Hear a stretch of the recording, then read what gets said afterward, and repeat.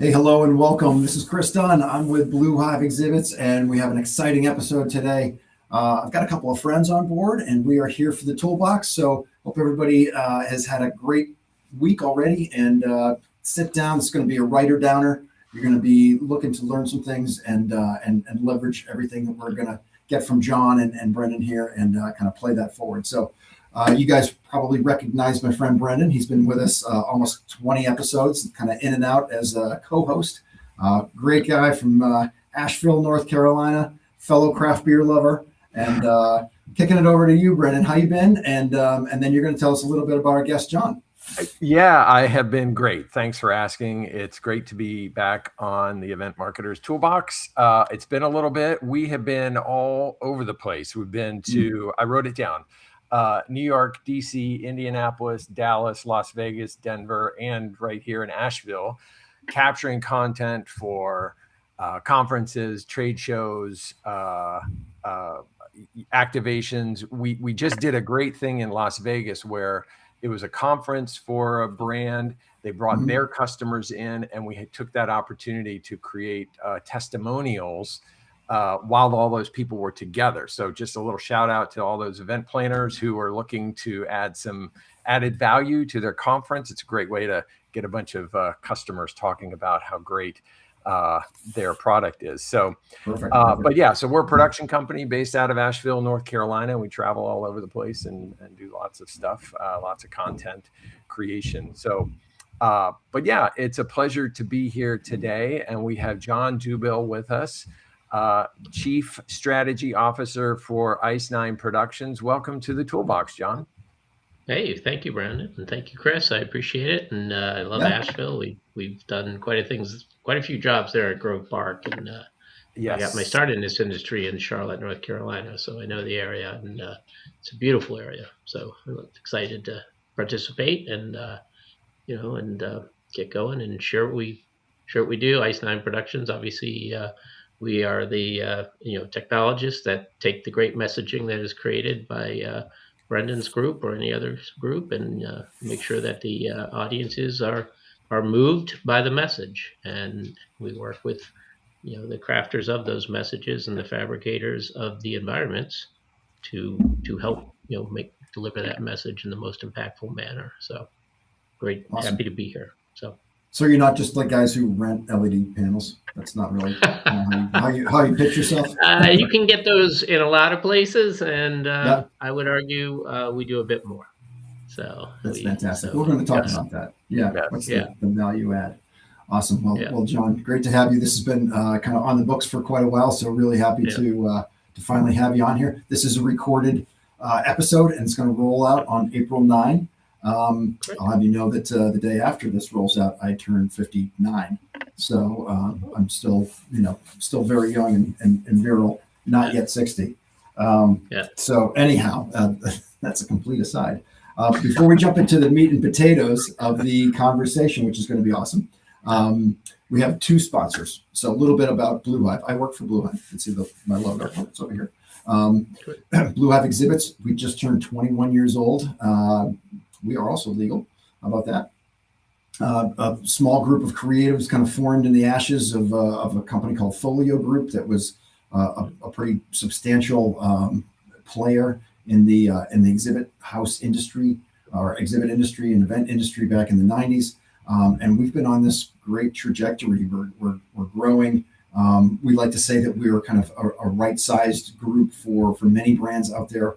Whether you're kind of a well-funded startup that's looking to take yourself to the next level, if you are kind of a mid-size, kind of a group, or if you're a large enterprise group, we really work with companies of all different sizes, lots of different industries. We have two different locations, one on the East Coast. Right now I'm here in Central Mass outside of Boston. And then we also have a Vegas office, and we do production and pretty much everything that we do here, we do out in Vegas, really for the entire West Coast space. Obviously, Vegas being kind of the mothership of all things trade show, and I think really kind of our differentiator is creativity and in-house production and really kind of having an agency feel that also does the building, right? We don't farm that out. We own that piece of crafting everything right here, pretty much in our own space to just make sure that comes out exactly how our clients need it to.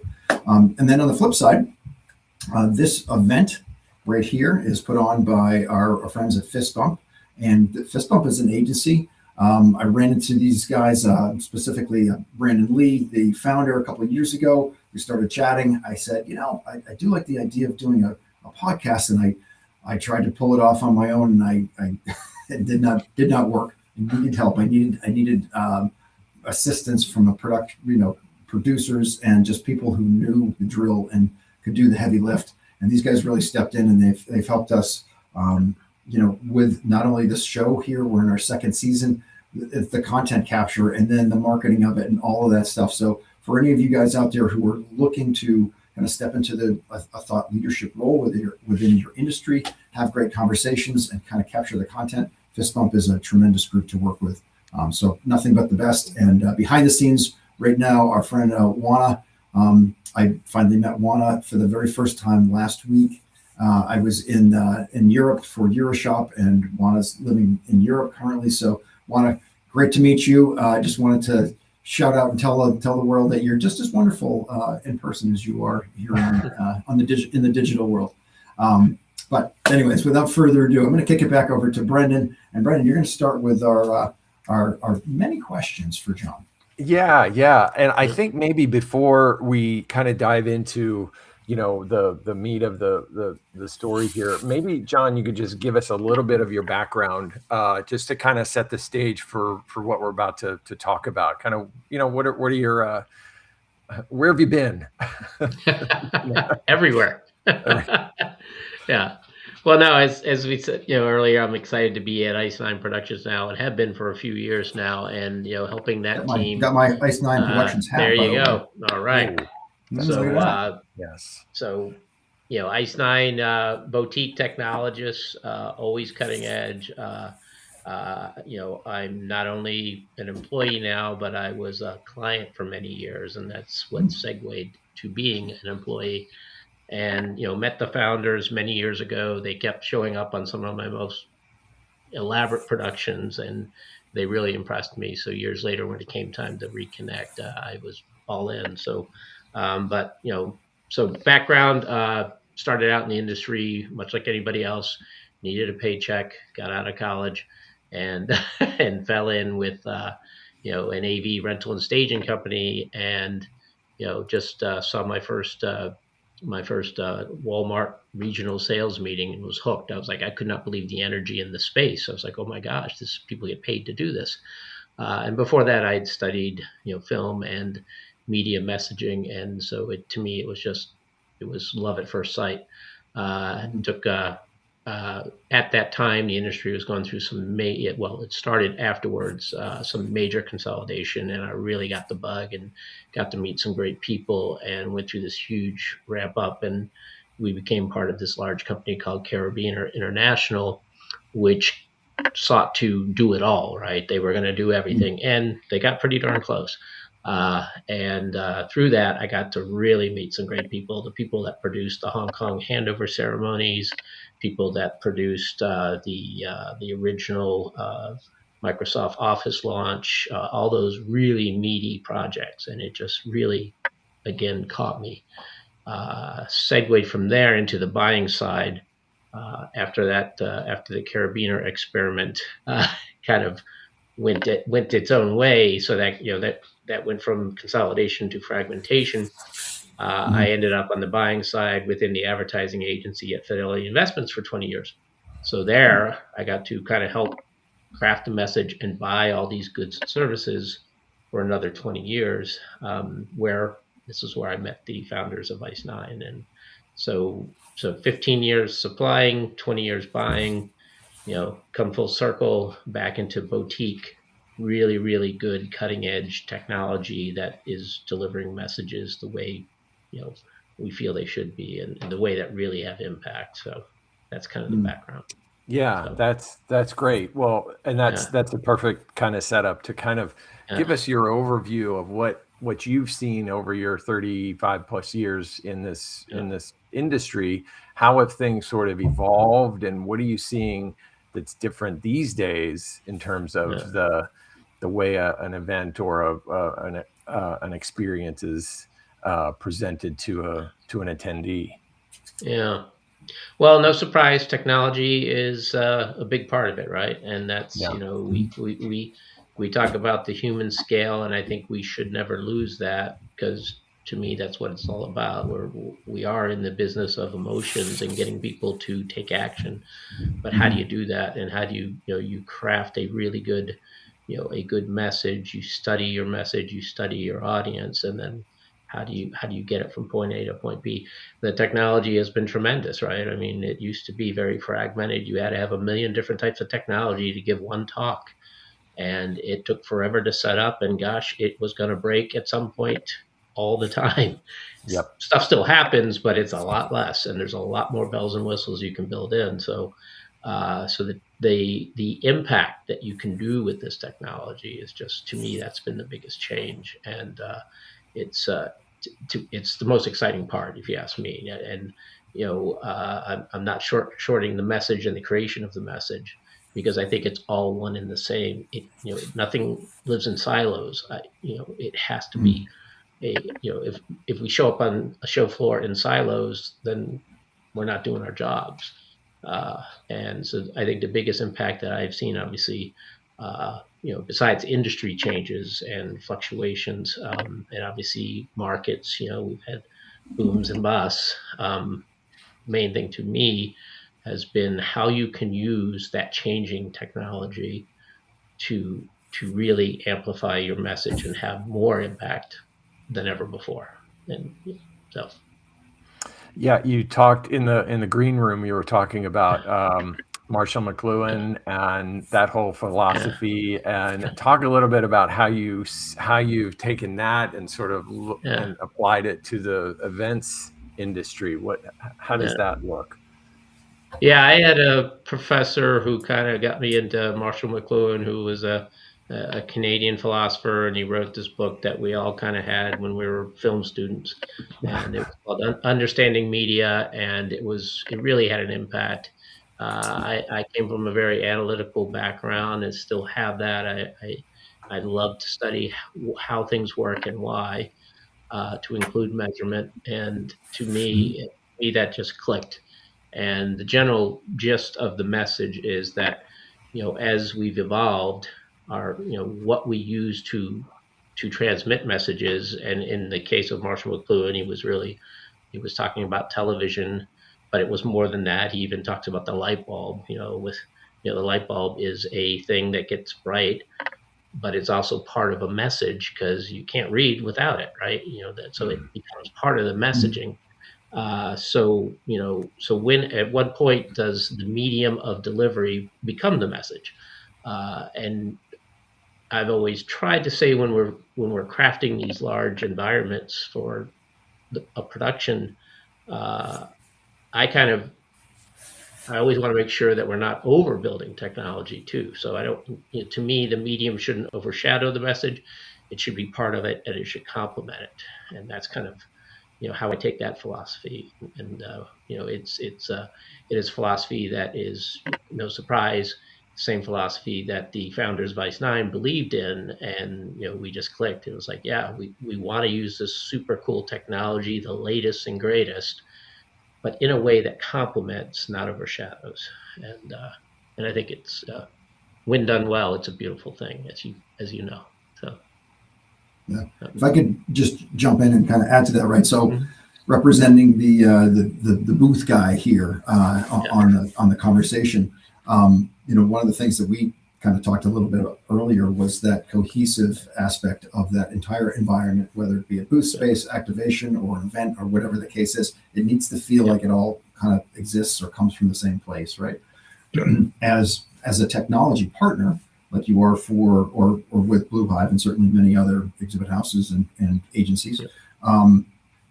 What's the best way to, I guess, involve you guys in a project or a production? I certainly can envision some things that we've done where we came to people like you far too late. We should have involved you earlier, and then just things evolved, and all of a sudden it's like, hey, we got this thing happening in like, a couple of weeks. Can you help us out? But in an ideal world, what is that? What do those foundational steps look like when you're joining with a true partner, to kind of work towards a solution for a project or a problem? Yeah. Well, and that hasn't changed over time. It's, yes, it can be at the tail end, and it can be, oh gosh, we need to go do this now. But I've always found, and it's true now as it was then, when you bring in your various partners at late stages, you pay more, you induce risk, and you lower quality. So it's so your impact goes down, your costs go up, and your risks go up. So when I always say project kickoff, when you're getting the creative brief, when everybody's just saying, hey, we have to deliver whenever it could be 2 years out. When you are talking about that, because what you're doing at that same time, you're forming relationships, and relationships are what we deliver for our clients. So as a group, if we have that relationship going from beginning, it's going to show up in the product.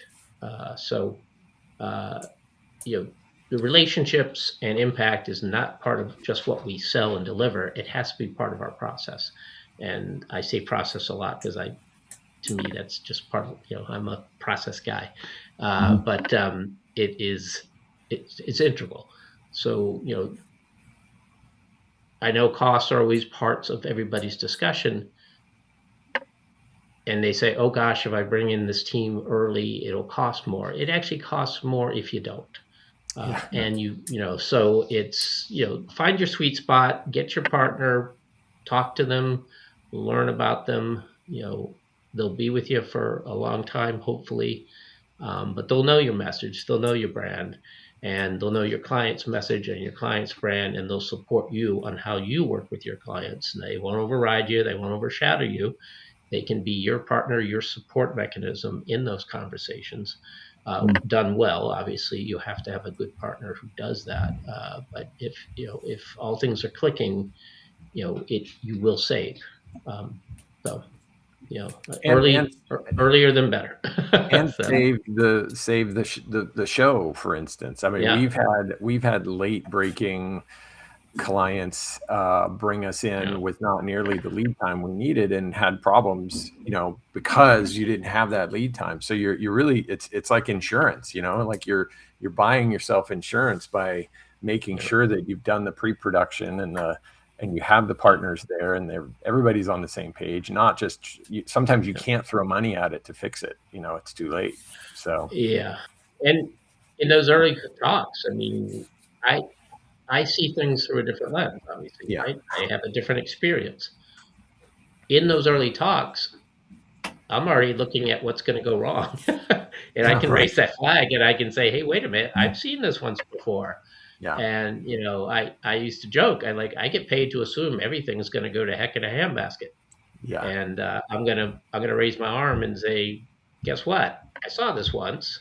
We should think about this as we're going down our journey together. So it's, don't short that people can kind of raise flags early, because they can. And, because no one can really know everything about the entire scope of a very complex project. If you can, I'd like to meet that person. In 35 years, I have not. So.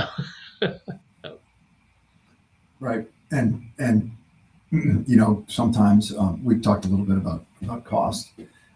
For intricate projects or elaborate projects, and they're not inexpensive, but exactly what you're talking about, right? It's like, find somebody, not cheapest, but find somebody with experience who you can align with and partner with, because what they know and what they can save you in with regards to just either future spend or complete collapse of said project, by seeing around corners, by saying exactly what you said, John. Like, I've seen this movie before, right?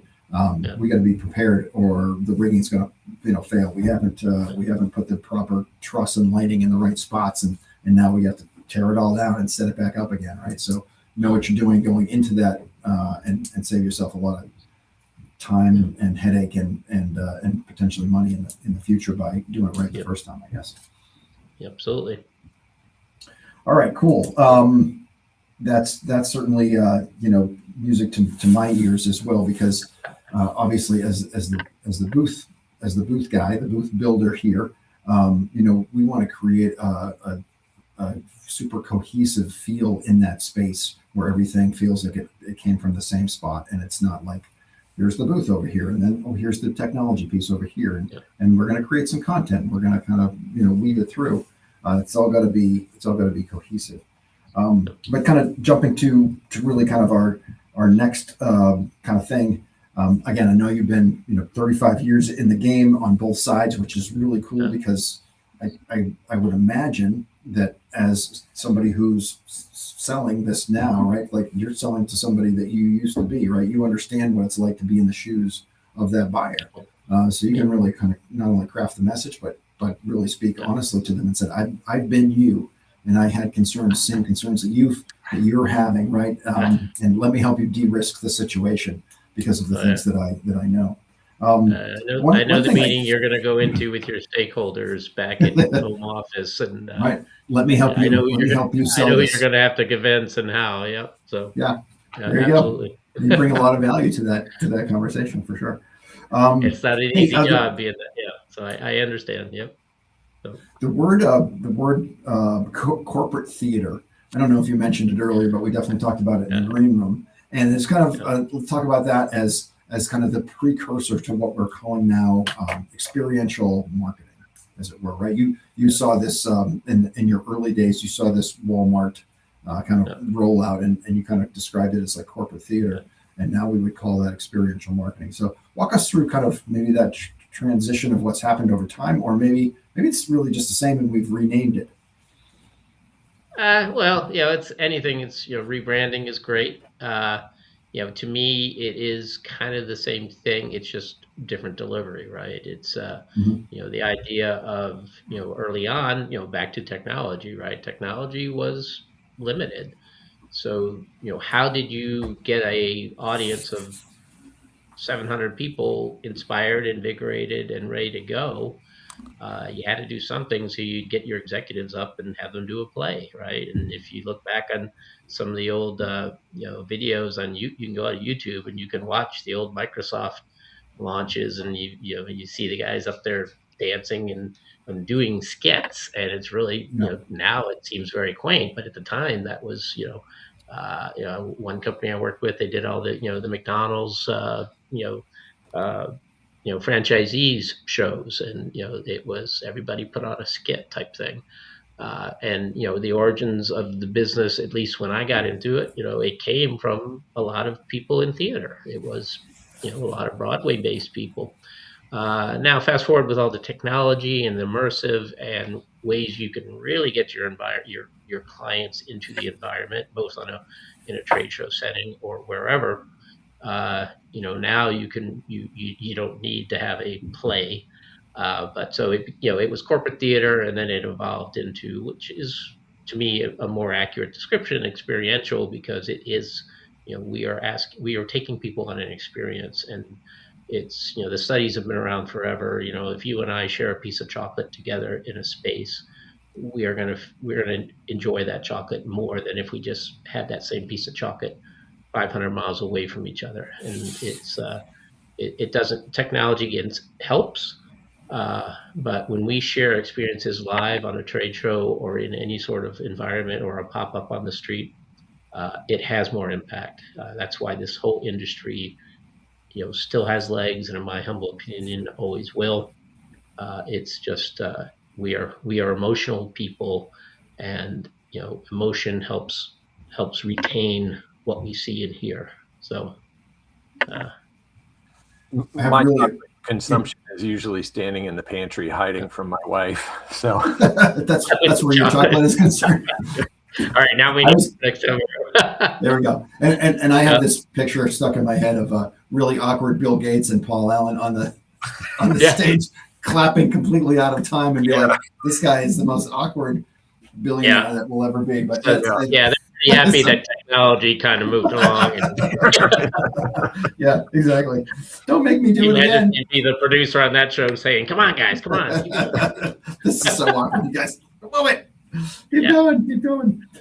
Hey, you already mentioned it a little bit earlier, but the idea of consolidation, fragmentation, rinse and repeat, right? Everything is cyclical. We kind of see the market swing up and back. In trade shows, I see companies do large national shows and get tired of those, and they're like, let's. I think the real win is going to be to go to smaller, kind of regionalized shows. And then after a while of doing that, they're like, these two are too small. We got to get out in front of the national audience again. So the pendulum tends to swing back and forth.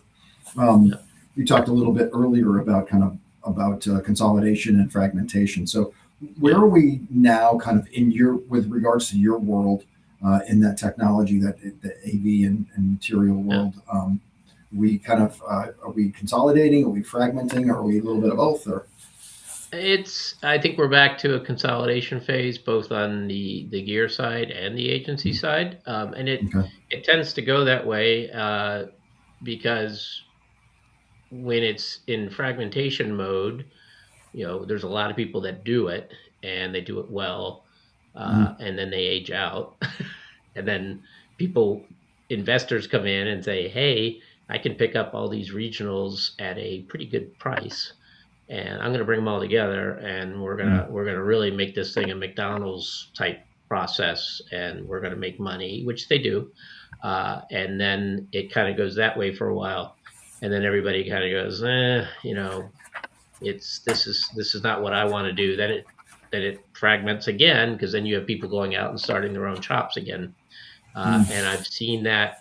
When I came into the industry, it was fragmented. We had our regional shops, and we all competed against each other. And all of a sudden, TAVS, Steve Goot, sold off to GE Capital, and we're like, oh my God, there's private investment, or there's investment coming in, and then they bought somebody else, and then he sold to Carabiner, and then Carabiner floated Wall Street money and started gobbling up everybody. So and then next thing you know, we're all in the same boat.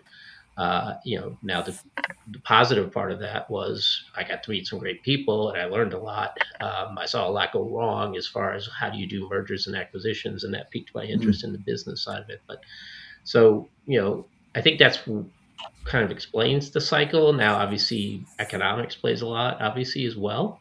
When money's cheap, people want to put it somewhere, right? But to me, the biggest thing I've seen is you get people that want to be boutique. No surprise, I'm a believer in boutique. I believe in that you can do a great job with a relationship-driven business. Yes, there are economies of scale, and if you need 16 truckloads of the same type of LED panel to go do a Taylor Swift concert, have at it. That's a good thing.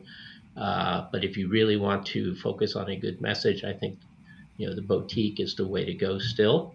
But you'll see it come and go. And then to me, we went through COVID, and a lot of the individual shops, a lot of the owners who went through a lot of stress, and I don't blame them. They're like, I'm ready to tap out. And here comes private equity saying, oh yeah, we're ready to gobble you up. And, we see it, both on small and large scales as far as aggregation, but, which one's right? It depends on what you're doing, right? Obviously it depends on, ownership, the company, the people, and the client base, right? It's I think we're in a stage. I think we're seeing some consolidation again, and I'm always, I'm the one that likes to zig when other people zag. So if you're all consolidating, I'm going to go find the people that don't want consolidation. They want personal attention, and to me, because I think that has more impact. So. Yeah, very cool. That's a great segue into just the idea of within your world. Obviously, a lot of changes, but at the core of it, like what are some of the things that have changed, and what hasn't changed with regards to all aspects? I guess obviously we know technology's changed, but the core of kind of what you guys are doing. I think it's the people. It's yes, technology. One thing I loved about this industry early on is the people, and I don't care who you talk to. I think most people will say that. He's like, I've met and worked with some of the most creative, most hardworking, most decent people I've ever met. And you want to be around those people. And those are the people that tend to be the most creative and the most genius when it comes to either creating content or using technology in really cool ways.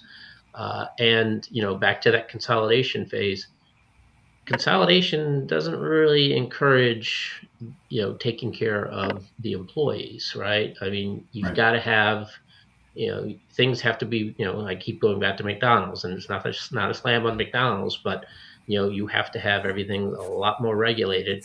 And I find the people in our industry who are really going to add value don't really exist well in that environment. And so it's, it's the best places I've been, it's people deliver for the clients, right? So you take care of your people, you give them the best tools, you give them the best resources, you pay them well, you give them a fun place to work, you let them create the environment, right? I keep saying give, it's not give, it's actually, it should be organic. Your job is to create a garden where the employees and all the great talent can actually do what they do best, right? So to me, it's when you go back to fragmentation, that's where all the talent's running, and when you see consolidation, you will see talent running away from that, and that's when and that's definitely where Ice9 has benefited from, and it's a when it's done, it's a really cool thing to see, because just watching all the great minds come together and be happy about what they're doing. It's you can't help but see that on the show floor. So it translates for sure. All right, Mr. Hamlin. Well, there was one other thing that maybe you can shed some light on, or give your point of view on. Why do you think live events and communication still captivate us? Why does that draw us in? We're so inundated with our phones and social media and all of this stuff that is taking us away. What is it about the live event that still there's an awe about it? There's something different. I mean, it's live, we're together. But what's your point of view there? Well, you just you said it's live, right? You don't know what's going to happen next. There's no second takes. It's live. So there's always that. But it's also how it's received, right? So live usually means a live audience, and back to us sharing an experience together. So to me, live is it can be adaptive, right? We can pivot right away. We can go to another subject right away. I always said, if you really, if you want to spend the least and have something that's bulletproof, we call that a video. It's linear, right? It's I can put a tape in the machine, to use an old technology, and we run a tape, and that's it, right? We know it's going to work, and we know the message is going to be. And so that has less risk and typically less cost. When you go live, you induce risk, you induce cost, but you also induce what can be done with that and what is the impact and your ability to interact, right? So I can look at my audience. If I'm speaking to an audience live, I can tell what I'm dying. So I can mix it up a little bit, and I can say, hey, let's go over here. So and audiences love that. I mean, and again, it increases the impact of the message. I walk away from that, and I go, wow, I remembered that. I sat next to Brendon, and we talked about it. And now when we go back to our homes and go back to Asheville, which is beautiful, I wish I could go there more often. We could say, Jesus, I remember I was sitting next to John, and John was talking my ear off, but I was able to hear some of it, and and we had a great time. So having just come back from a show over in Europe, Brendon, first time I've gone to this Euro shop. And again, it was like you can't duplicate the energy of that live event. And could I have found a bunch of videos online of people walking the show floor and seeing the same things that I saw? Sure, but you can't duplicate the energy that you get from being with the people and sitting down together, pressing the flesh, handshakes and the hugs and that stuff. And you come home with that like, collective energy, like, man, this is awesome. I want to go do that again. It becomes somewhat addictive, right? So I don't think that technology has done anything but increase our need for that, because we're doing so much of this, right? There's so much on screen and so much digital and so much social media, which is all good. But it means that we need more of that personal human to human interaction. Again, irreplaceable. The value of it seems to be even greater than it ever was. We are so all connected to our phones and digital worlds and spaces. So one thing that, moving on to our next topic, is kind of getting down into the weeds a little bit and kind of talking about costs. I find a lot of my clients that I work with talk about how expensive AV is, but what gets wrapped into that notion is, the cost of the Wi-Fi or the power or things like that really aren't AV costs. So maybe you can talk a little bit about what the reality of that is compared to what the perception is. Yeah, we're guilt by association, right? We're and I have, usually if I talk to somebody, and I will ask budget, you shouldn't be ashamed of talking budget. It's not a dirty word, and it's, and then I'll always ask, is that inclusive of facility fees, which is what you're getting at, right? It's they're going to hit you with the labor, facilities. I benefited from that a long time ago. I know I was I was around the people who wrote the first contracts that were built to build up barriers of entry. They're there for a reason, because the facilities get a very large percentage of what those companies do, both for rigging and power and everything else that takes place in there. To them, that is a revenue generator. Believe it or not, when I started, it wasn't. It was actually something that they used to just say, "Hey, can you come help my client?" Because it was ancillary. But obviously, just like the person parking the cars and the person who really runs that restaurant in the lobby, it is now full blown revenue generation. So they're going to do everything they can to make sure they're getting the revenue out of that space, and I don't blame them. So costs. As far as the technology, I would argue, and the stats are out there, that the technology has gotten a lot more, simplified. Actually, I mean, it sounds oxymoronic, but it's the technology having advanced is actually simpler. Now the guys in the shop are going to shoot me for saying this, because in their mind it has it, and it has it when you get back into the real nuts and bolts of it. But it has certainly, obviously the complexity of it has made it more impactful.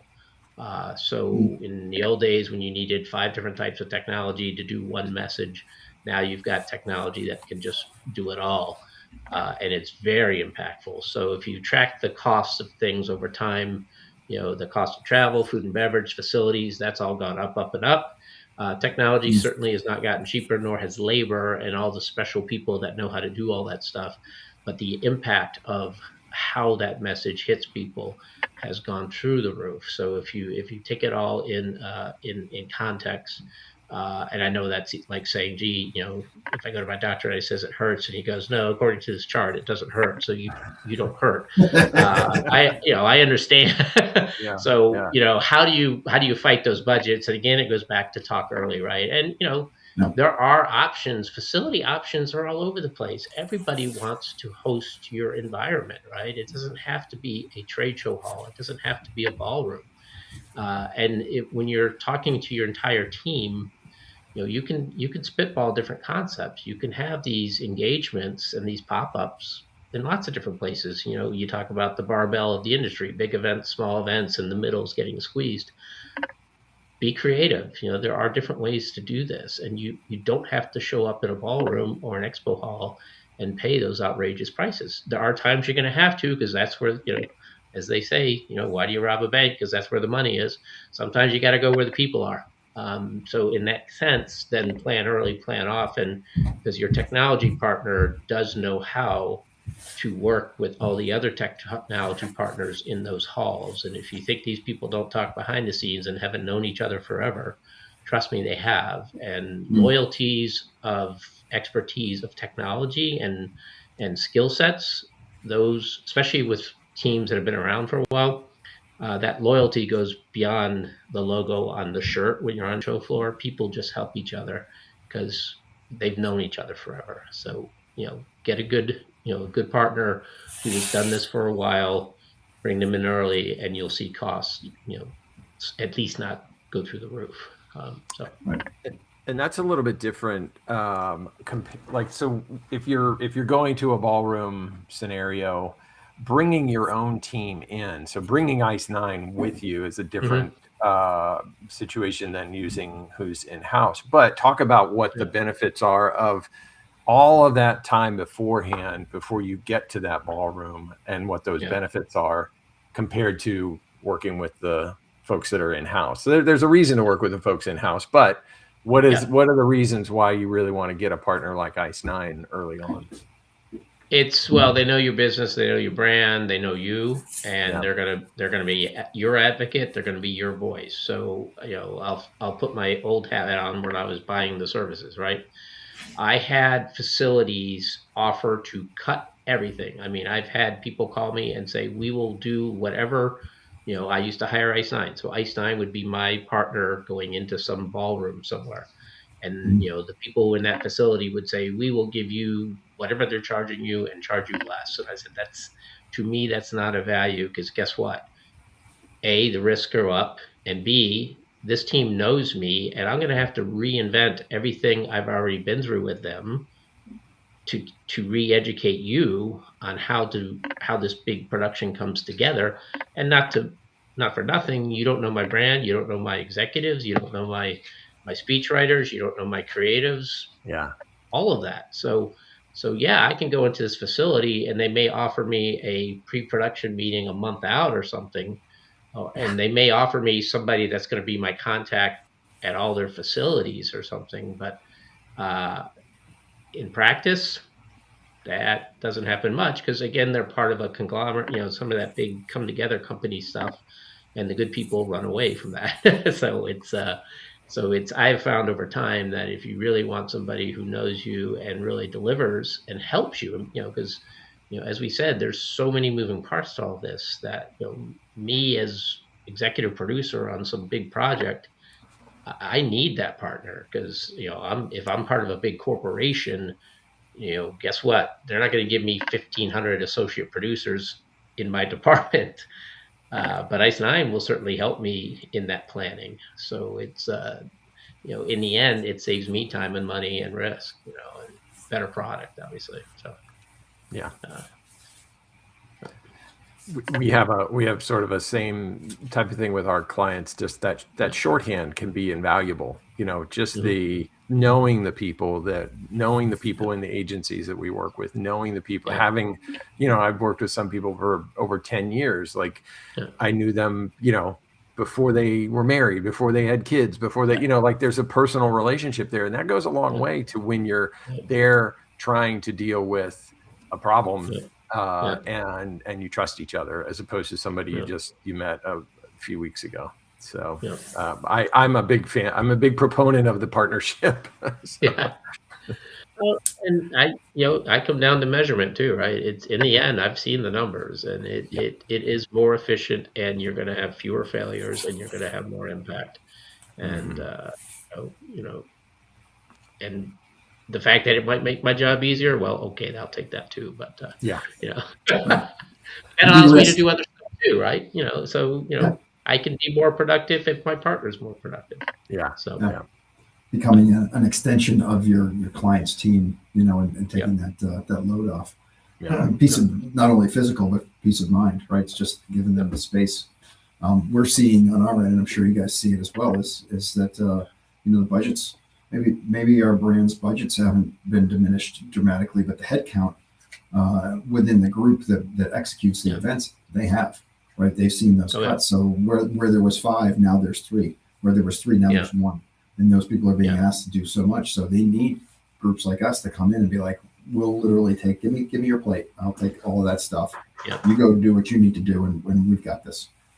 So we've found that's the level of service that we're offering on the show floor nowadays is a big selling factor. And it's adding money. It's making us more expensive. But after they've experienced it once and come away and been like, oh my God, like, thank God I had you guys. They understand the value. I know you guys operate very much the same way in that aspect. Well, I'm sure you've seen it, and you brought up creative. It's, one thing that helped us a lot when I was on the agency side was, the brand experts on our creative brand experts, they knew how to create for, the web or, out of home type things, station domination stuff.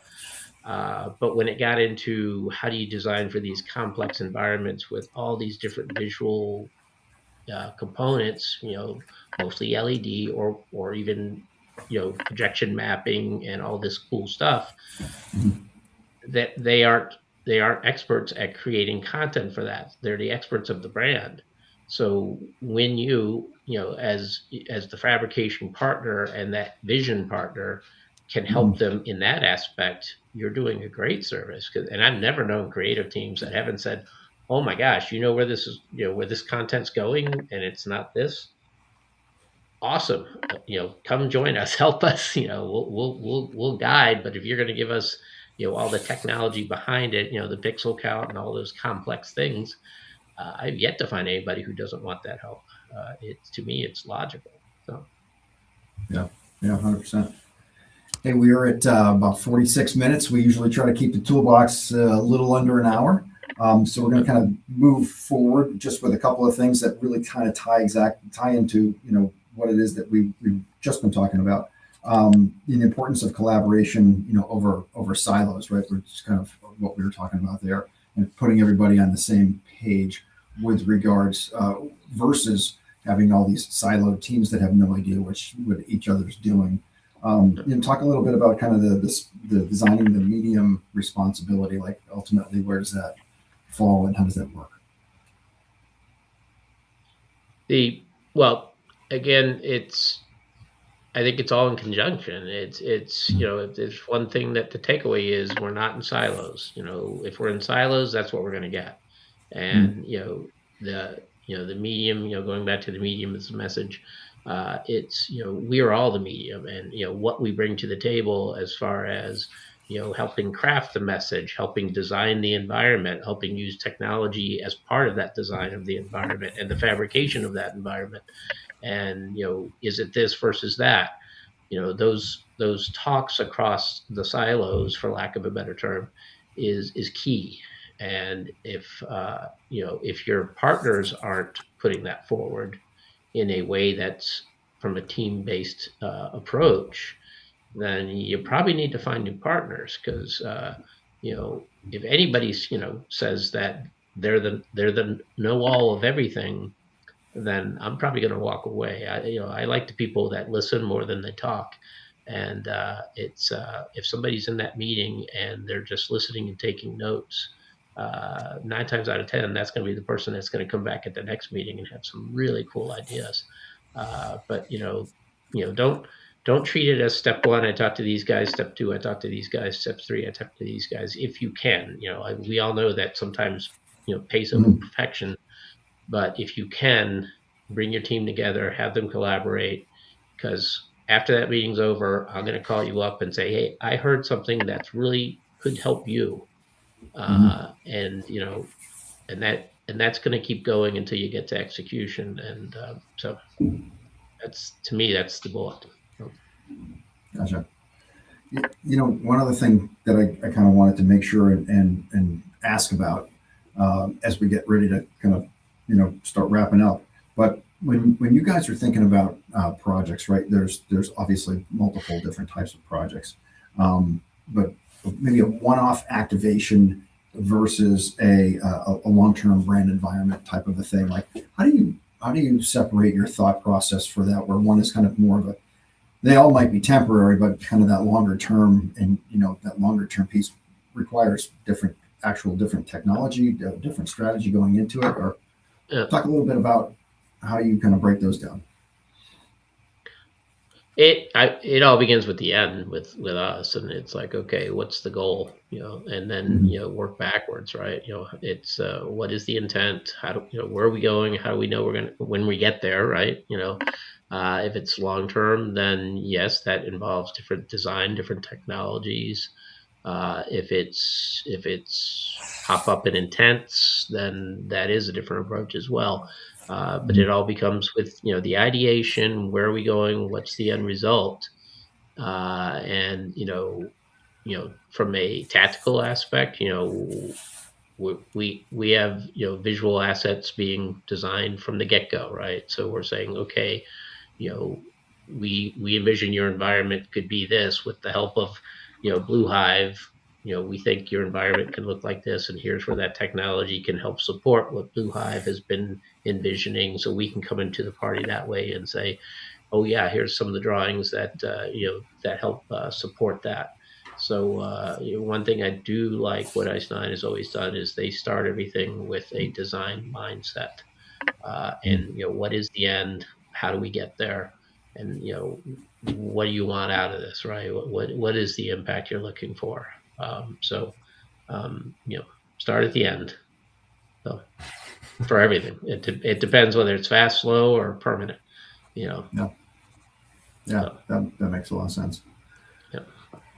Brendon, what are your kind of thoughts as we get ready to go into our closing, and we're going to hear maybe a couple of gold nuggets that John's going to kind of circle back to. But, yeah, I mean, I think that the idea that a booth or a conference experience is not just like one way, and that there's the experience that you're walking into should really be immersive of that brand, and that there's a lot of evolution I think that's happening that's really great, that I think is now really turning into more than just a stage for sales guys to try to get leads. It's which is great. I mean, that's what it's for at the bottom line. But there's something else happening that I think is, whether that's the evolution of technology or design or both, or the integration of the two, that are really making these things more immersive and really more of an experience. And it's not so transactional. So I think that's what's exciting to see out there happening now. Right. I agree. Yeah. And on your end, I mean, that's the win, right? When you're capturing content and you see the attendees responding in kind.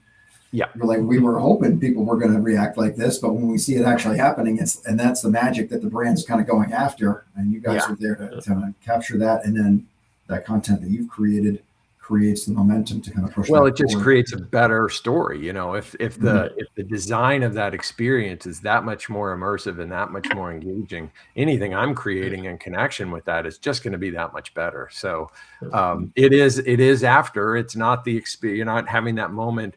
I'm always searching for those goosebump moments in the work that we do, but I also know that, like when you walk into a stadium, football stadium, baseball stadium, whatever it is, like there's that moment of seeing it in the awe of it that I love. And so I'm trying to translate that into content. So the better you guys can do your job, the better I can do my job. And then it all just is that much more impactful. Yeah. Perfect. Completely agree. Yeah. Perfectly summed up.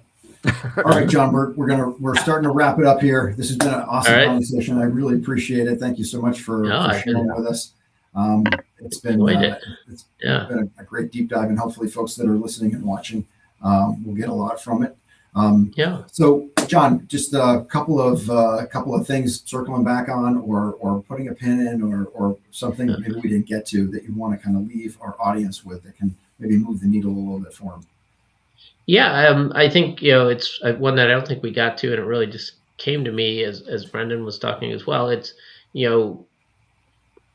we exist because we want to measure things too, right? So nobody pays us to do all this stuff without some sort of post, right? It's when it's all said and done, something happens. People either buy something or they go back and they're motivated, or they, whatever action we want them to take. So, and that has to be measured. And so include everybody in that measurement, right? So don't just walk away, and your technology companies can help you capture measurement too, right? Data is king. So, and guess who's got more wires run over that space than anybody else? So, you can use them, yeah. I mean, it's like miles and miles of wires. So, so the same content that can push stuff out can actually bring stuff in too. But, back to that energy, I love, to this day, when people come into a hall, I'm looking at their faces. I'm not looking at the stage or the booth. Yeah. I'm watching the faces, and it still gives me goosebumps. Yeah. And that's my feedback, right? But that doesn't fly in Peoria, so we have to come back with data and some measurement, and so include everybody in that. So when you have a post, and I include everybody should have some sort of post. I hate to use the term. I get yelled at for post-mortem because I'm told that's negative, but it's basically. You talk about things afterwards, and instead of saying, yeah, this went great, this didn't go so great, and oh, by the way, coffee was cold and the food was terrible. Talk about how it all, what went well and what didn't, and talk about what came out of it. I mean, some of the best things I ever worked on, I heard the results, and we heard that, oh gosh, we had somebody signed up for $1 million account as an active trader after one of our road shows. We're like, great. The team got one. Now we have somebody who, we went out to get active traders. Now we got, somebody dropped $1 million check on show floor. They went in and signed. So stuff like that, because that does cascade down to everybody. And we say, aha, we did something good. So let's keep that going. So include everybody in your measurements, because it does carry forward, and they'll have better ideas for next time. So. Perfect. All right, that's a great way to cap it off. Other than the fact that I'm noticing that we should be getting sponsorships by Warby Parker or someone with a pretty excessively handsome gentleman with excellent eyewear. That's right. Yeah. Yes. Thank goodness I broke mine a while ago, so these are new. So okay, there we go. Yeah. There you go. I thought you were going to say maybe they're all taped together and they're actually going to fall off. Anyway. No, the old ones were. I had to tape down the middle. Oh, perfect. That's a good look. That's a good look. So awesome. Well, John, this has been wonderful. Thanks so much for coming in and spending some time with us, sharing. What's a great way for people to reach out? Because I'm sure after listening to all this, they're like, how do I get a hold of John? What's the best way? Well, we're obviously available at our website, ice9productions.com, and we're on LinkedIn. And I'm not sure if there's a phone number on there, but I don't think people even call people much anymore. But yeah, so no, I'd say Ice9 Productions will get you where you want to go. LinkedIn will get you where you want to go. And feel free to reach out to me anytime. My own phone number, I'm happy to give it, 781-400-4024, and I'll be happy to get back to you and get you where you need to be. But the main thing is communicate early and often, because that's what your brand expects and what your target audiences expect. So perfect. All right, fantastic. Well, that's great. We're here. Look at that. We're rolling in just 59 minutes into the toolbox, which is perfect. So I hope everybody enjoyed the conversation today. We'll be happy to field any kind of questions that you may have. So it's been a good one. Looking forward to seeing you guys all out there eventing, trade shows and events and activations and all that good stuff. So cheers to you all. Have a great rest of the week, and thanks for stopping by. Thank you. Bye. Thanks everybody. Enjoy it.